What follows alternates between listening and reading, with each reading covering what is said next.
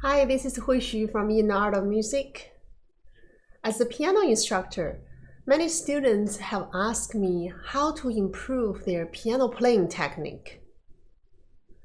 From observing their playing, I noticed their collective weaknesses involve the essential technique, which are scales and arpeggios.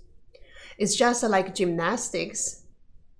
Even though you have a strong body, if your basic skills like handstand or cartwheel are lacking, you won't be able to do more advanced skills later.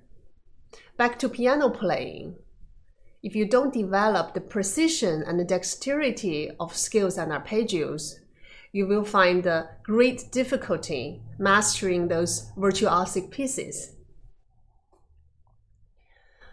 Despite the fact many students practice scale and arpeggios in a long time of period, even every day for certain minutes, but it seems they still don't know how to practice it correctly and efficiently. If they practice in the wrong way for a long time, it's easy to cause hands injuries. There are many videos online that talk about how to practice scales and arpeggios, but those videos seems just to give very general suggestions. I feel students need a more systematic and specific approach to understand how to improve their piano playing technique. So from today, I'm planning to do a series of videos and discuss each individual scale and arpeggio.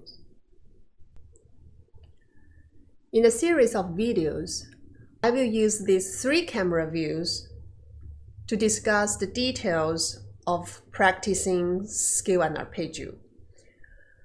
I will not only tell what the notes are in scale and arpeggio, but also tell you what's the correct hand position, wrist level, and finger shape. If we need to use a curved finger or more flat finger. Do we need to lift the finger higher or medium higher or just a small distance from the keyboard? Those details will be discussed. And also, most popular question from students is, how can I play faster in the scale and arpeggio? Okay, I will discuss that problem as well. How can we increase our speed to 130 or even 140?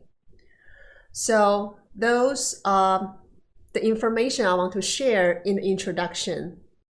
I'll see you next time.